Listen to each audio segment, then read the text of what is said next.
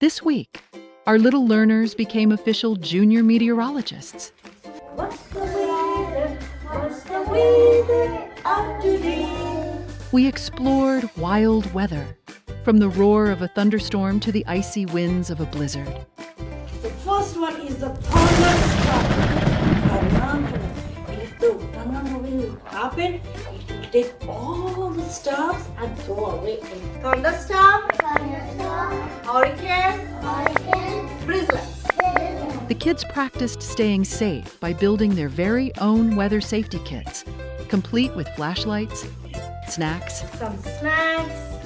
and magical survival tools. Also songs. We also mastered our weekly phonics, practicing zip, zap, zoom, and finding words that start with O, F, and Z.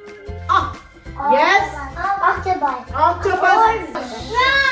Yes, Lara. Frog. Very good. Fish. Fish. Zebra. Zebra. Zipper.